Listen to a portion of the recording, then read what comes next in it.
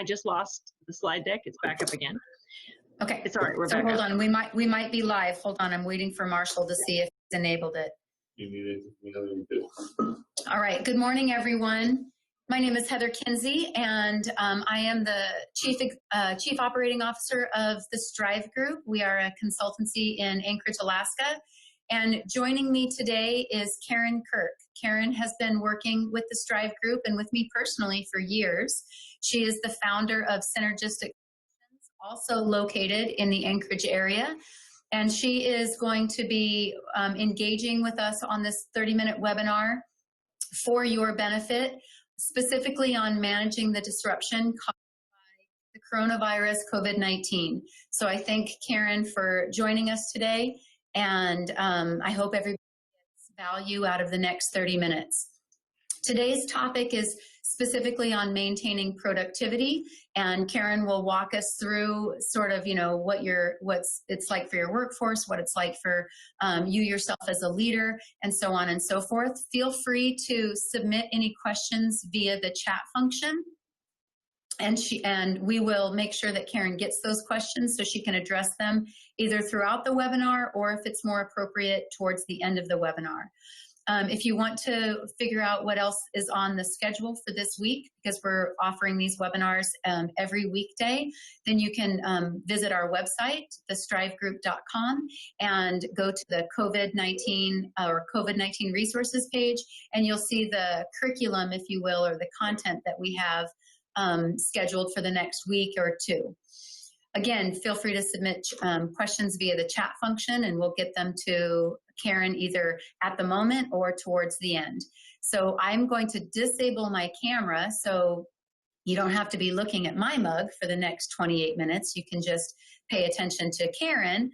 But other than that, we'll go ahead and get Karen started. She'll take it away, and then I will pop back in with the camera and with my face when we've got questions. So Karen, again, thank you for being here, and take it away.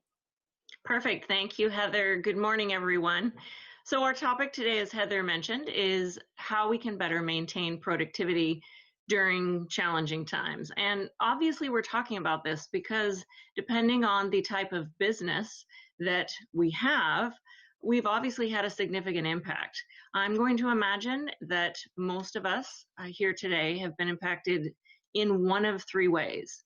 Our business is either incredibly overwhelmed and we're working in response to this crisis, or some of us may be doing same kind of levels of productivity working from home, but we're challenged with the working from home element.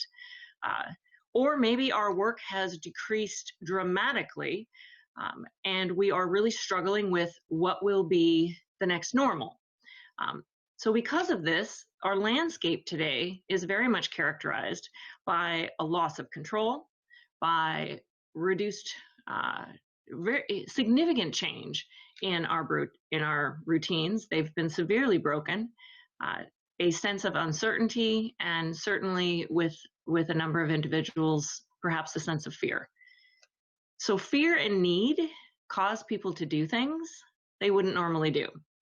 And I'm going to imagine we've all seen a number of those examples throughout, whether it be grocery store purchases that are a little unusual, all the way to businesses perhaps making some rash decisions. So when we're looking at that, I think if we're looking at these issues that people wouldn't normally be doing because of fear and or need, whether it's real or perceived, the best way to address any kind of issue is to meet people where they are. So where are we? Well, we have a loss of control, our routines have been broken, and we have a heightened state of anxiety. So that's where we have to start. To address those issues, we're going to talk very briefly today, obviously we're in a half-hour time frame, about three topics. First topic is going to be around how can we reduce anxiety and potentially help refocus our team in a way. Second area will be around some basic introductory distance support with team members that are working from home. And certainly in future sessions, we could elaborate on that more. And the third section is how can we better center and ground our leadership.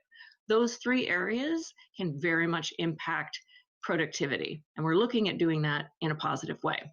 My suggestion as we walk through this half-hour section this morning would be, if you have a double monitor, to maybe use a secondary monitor for this exercise, and also, or a piece of paper. And on a piece of paper or on the monitor, maybe make a T, and on one side put "I'm already doing this," and on the other side you're going to put "need to do," just so you can, as we're following along, have an idea of some things that you're going to feel strong about because you're already doing them. Good for you. We need that. And then the second side will be more for maybe some quick ideas of some things that I could start doing that might help with this productivity.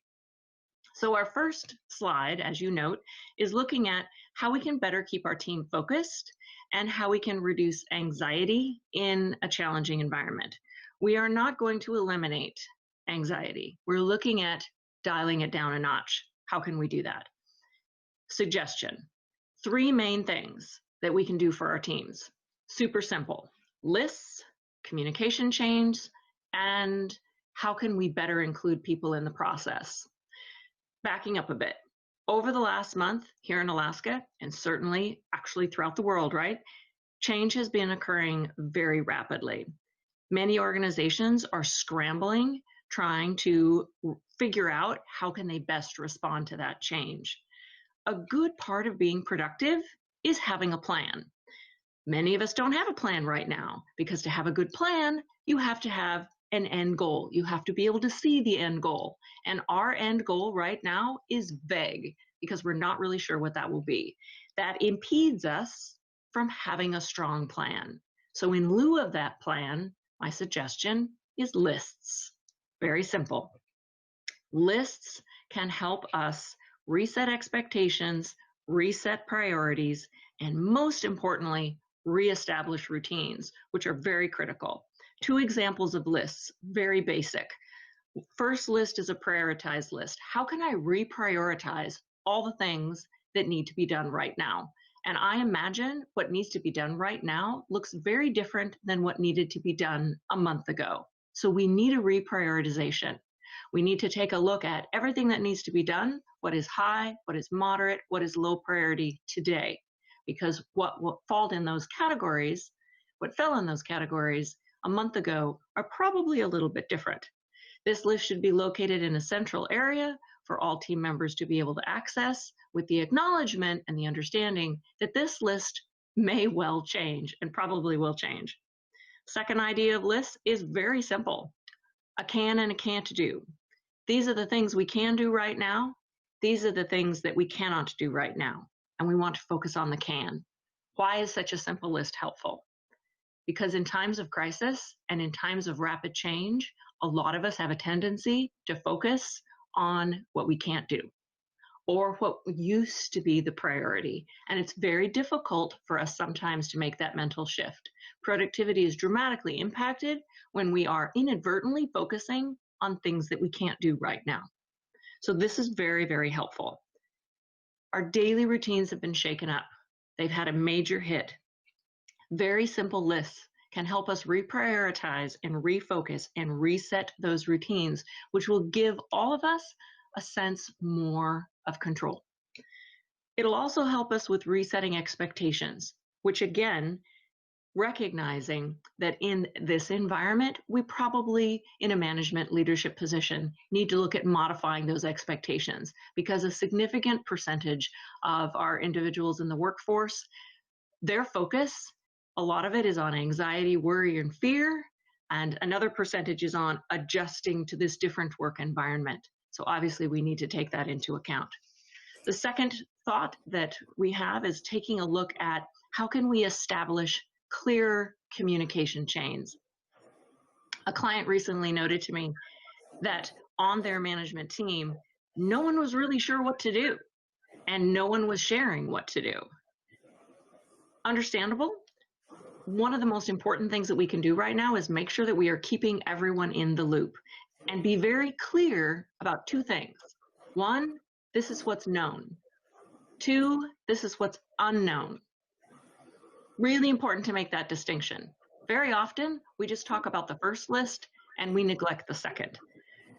Being very clear providing regular updates, maybe not only about COVID, but obviously about what's going on with the organization. It could be just as simple as 5 to 7 minutes in the morning or later on in the day. It may be daily right now. We could move to 3 times a week or even 2 times a week. Being kept in the loop and identifying, this is what we know, this is what we don't know, significantly helps reinstill this sense of security.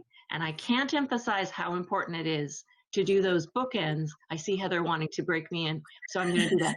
The bookends, because if you don't identify what is unknown, people will guess.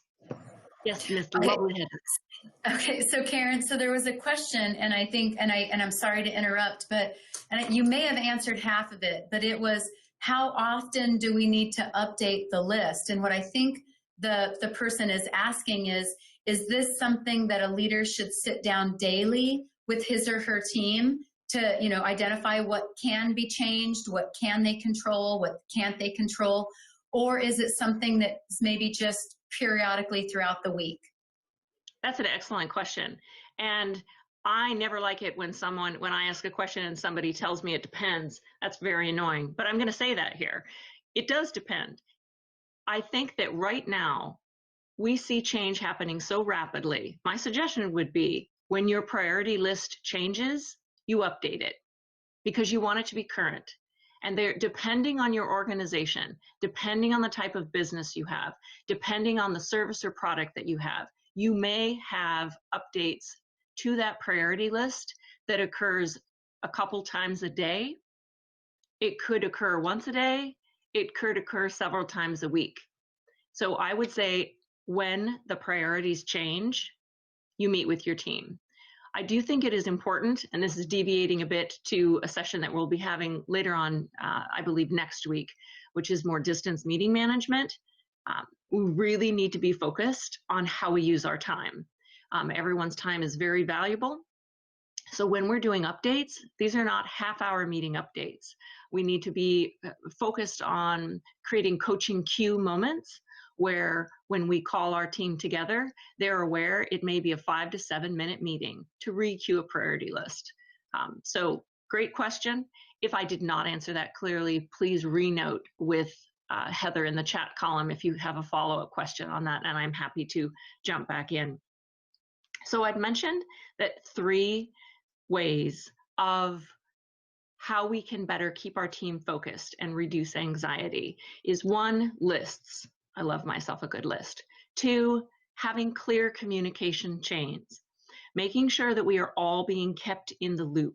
So that also helps with that sense of security. And 3, including people in the process. Everyone knows that with regards to good management and good leadership, and it's important now more than ever. How can we involve our teams? Where can we involve them? Can you involve them in meetings where we're discussing how can we pivot and better meet our clients' needs now? What are our clients' needs now? What can we do as an organization to remain relevant during this time?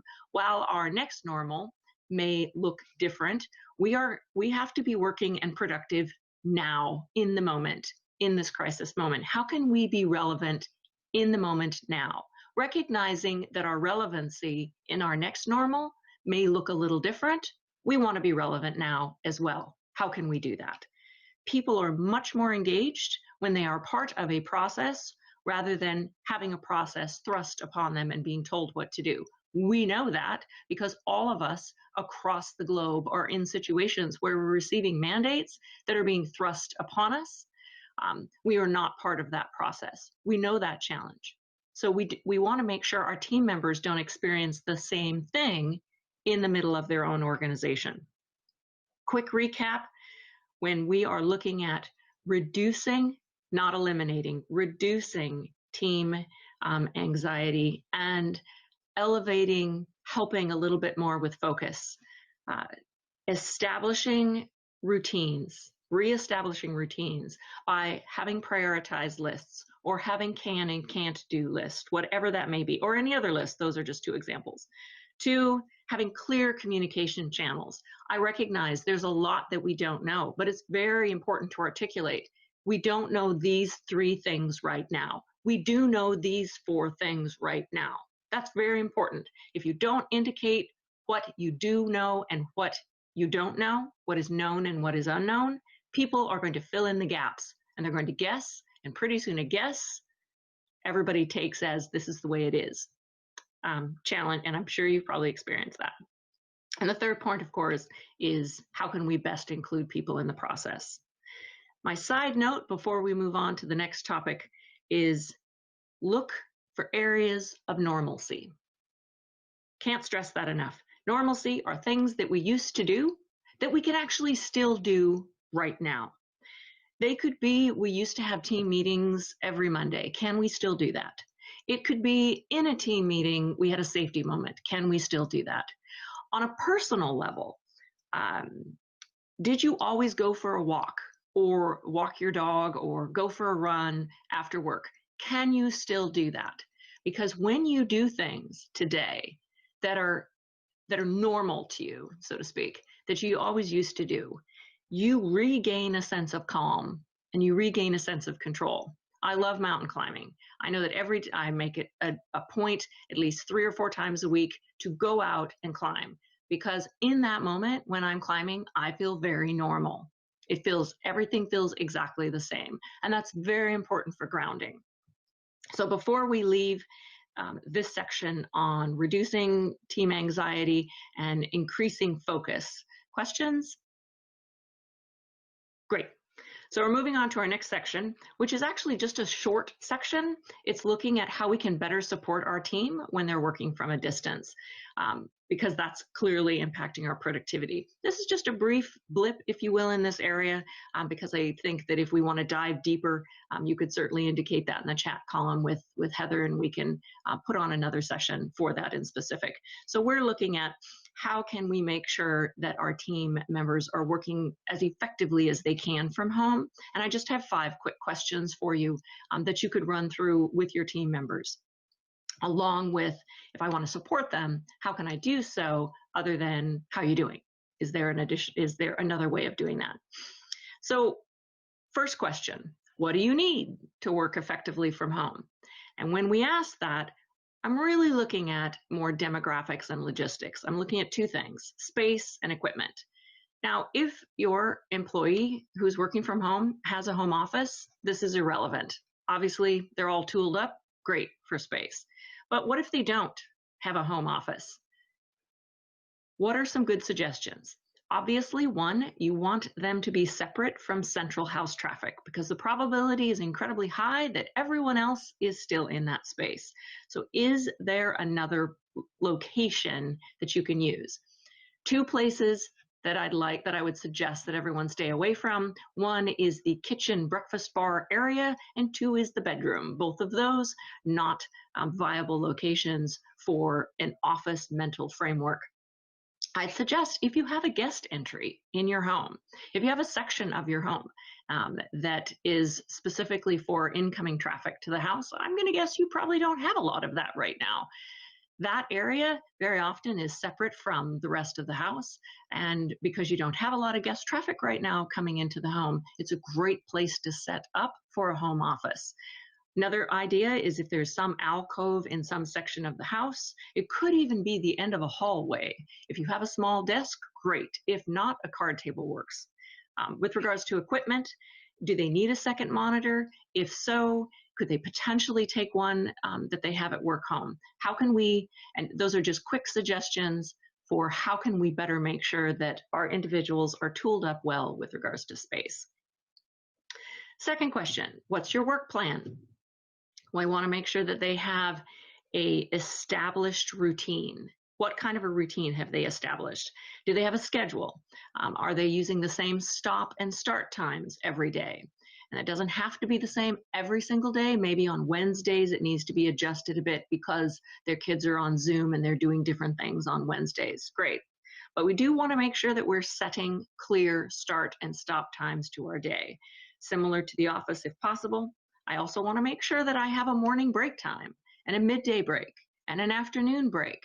Maybe you're in a position where you used to be doing a lot of up-down walking around in an office and now you're trapped in your chair all day. So we want to make sure that we have movement breaks planned through the day. Do they have priorities set?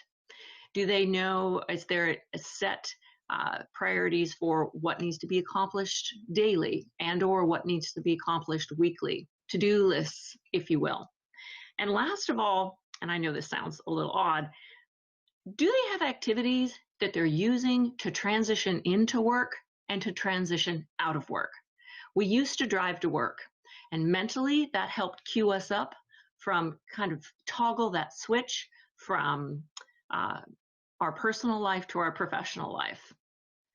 And then when we drove home, that was our time to toggle back to our personal life. We don't have that now. If you're working from home, you are immediately right in your office space. It's very helpful to have a couple activities that mentally transition you. It's not complex. If I'm transitioning into work, it could be as simple as turning on instrumental music, getting a cup of coffee, organizing my workspace.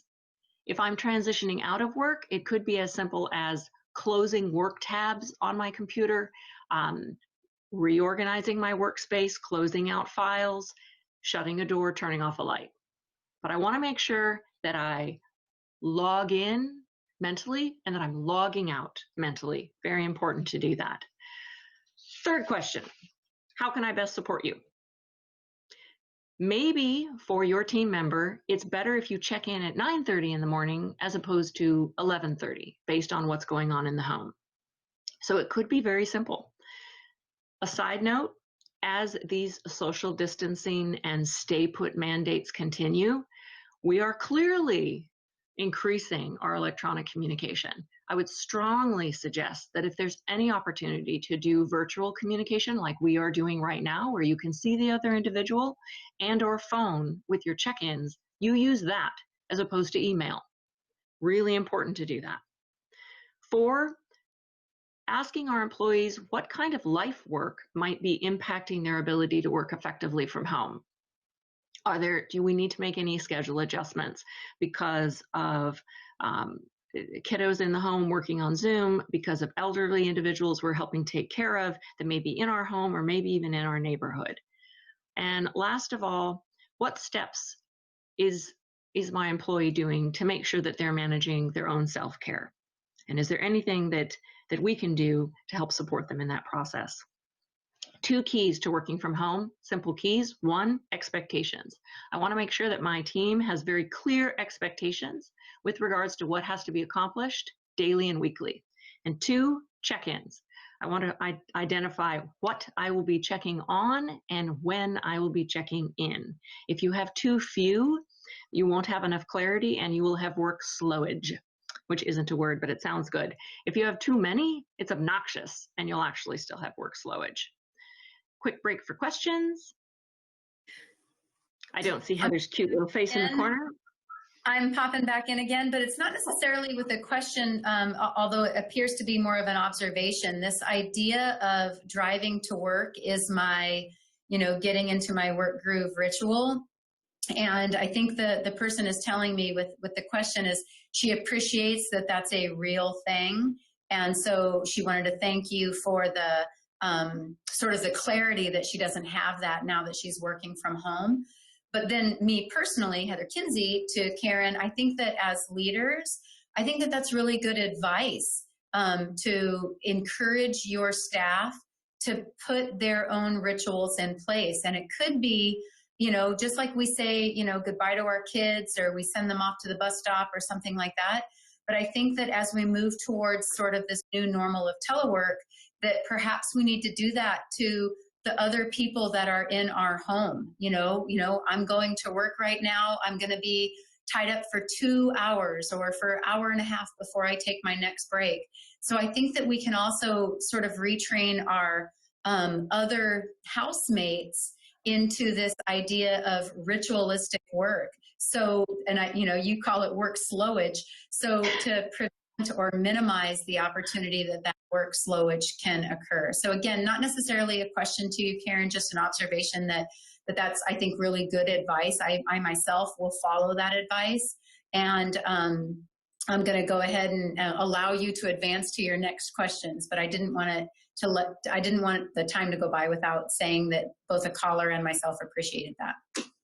Thank you. Well, I'm glad. That makes me happy.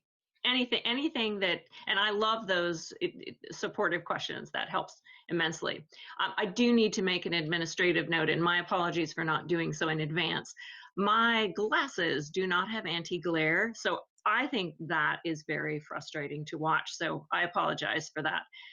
Also have a little bit of allergies, so when you see this, don't worry. I know I'm not supposed to be tapping my nose, but there we are. It is spring, like it or not. So there we go. I should have a tissue here in my very antiseptic environment. So moving on to our last section, which is how can I, as a leader, as a manager, project a sense of calm assuredness when I'm dealing with my own issues? And how can I do that consistently when I too am hit with new things every day? How can I do that? So that's our last piece here that we have 7 minutes to take a look at. So a bit of a backdrop. There's 5 spheres of care during a crisis. First sphere is self, care for self. Second sphere is care for immediate family and friends. Third sphere is care for our coworkers and our clients and the organization that we work for. Fourth sphere is our neighbors and the community, the city that we live in. And the fifth sphere is actually other communities outside of our own. We need to manage and care for our inner spheres first before we move outward. Most managers tend to put care of others ahead of self. And if I'm saying that, you know who you are. It is very common and very normal for managers to first look to care for others in the mid-level of those spheres before caring for self first. Very normal for a manager to look to care for that client, coworker, even a community sphere, that third or fourth sphere, without intending to, inadvertently potentially overlooking maybe a need for someone in our immediate family, and certainly a need that we may have individually. In times of crisis, this can have serious consequences. I can't stress that enough. Your teams need you, and they need you at your best. You can't be at your best if your tank is low. If we don't tend to our own self-care first, our stresses and our worries will leak out. They will leak out in unexpected places, in unexpected ways, at unexpected times. So we either care for them first, or we have to care for them when they're leaking out in a moment that we are unprepared for. So that's our choice. Be prepared for it, take care of it first, or take care of it in a moment when we're not as prepared for that. Self needs have to be our first point of care. This sounds a little clinical. I apologize for that. And it may feel odd if we're not used to doing it. Quite frankly, I'm not used to doing it either. Take a couple pause points during the day. Identify and name how you're feeling. That sounds odd. Of course we know how we're feeling. Not really, right? Because has someone ever said something to you and you say, oh no, that didn't bother you? And then later you realized, yeah, it did. And that's because sometimes we put a buffer, we have a go-to feeling of I'm always okay, when in reality, maybe I'm not okay. So it's very important to pause and identify, name, how am I feeling right now? Am I really okay? Or am I anxious? Or am I, quite frankly, overwhelmed? 2, identify the root cause of that feeling. Is the root cause because of this disjointed work climate environment that we are in? Is it because we've taken a financial hit? Is it because of the virus? And we're really concerned personally about that. 3, super simple. Identify what you can. You're going to make 2 lists. I'm a list person. What can you control with regards to that root cause? And what can you not control with regards to that root cause? Focus on what you can, no matter how small. that list may be. Now, here's the thing. Sometimes you can't do anything about how you're feeling. Sometimes you do that and you look at the can list and there's nothing there. So then what do? We still have to divert attention away from those anxious feelings or overwhelmed feelings or whatever that may be. We have to do something to put positive deposits into our emotional bank account. Very important to do that. And the examples I give may sound incredibly shallow, but I would strongly suggest you try one before you check it off, as that probably won't help me. Simple suggestions. If I'm feeling anxious, overwhelmed, or anything, and I look at my can list and nothing is there, go outside. Go take a walk around your building. Go take a walk around your house. Maybe call a friend. See if they're in a good place. If they're in a good place, vent. Go for a short drive. Put on some music, classical music, rock music, country music. Doesn't matter.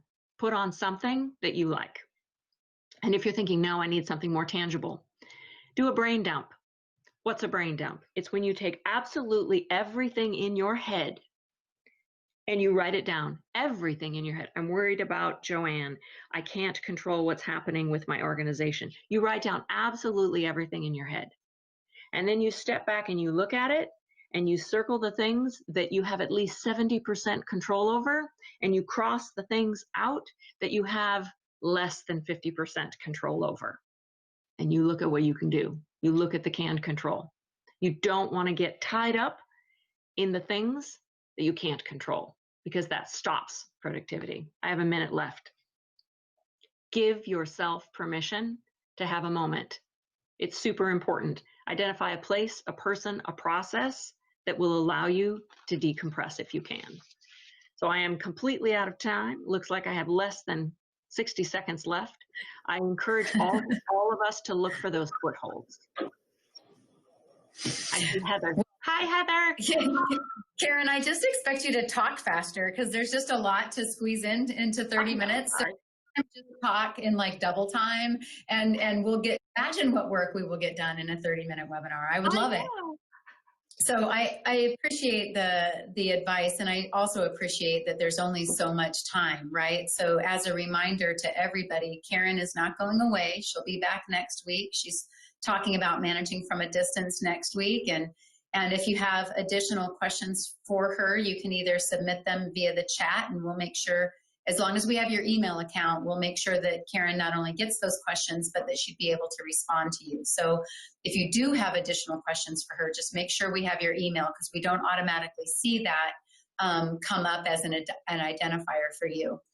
So just to wrap things up here for the moment, you can visit the Strive Group's website. Probably in about 5 minutes or so, we'll have a recording of this particular webinar enabled on the website. So again, just go to our website and go to the COVID-19 resources, and then you'll see obviously today's webinar, and that'll be on via playback. So I think, obviously a recording, if you will, that you can access directly from the URL. If you have ideas for future sessions, or you have specific questions that you'd like us to address in a future session, feel free to just visit send that email to info@thestrivegroup.com. And if we have a webinar that's on kind of that general topic, we'll throw that question in and we'll alert you when that is coming up on the schedule. Or if it is a topic or a question that needs its own topic, we'll find an expert and we'll produce a webinar in the schedule that will address that specific thing. So don't be afraid to ask.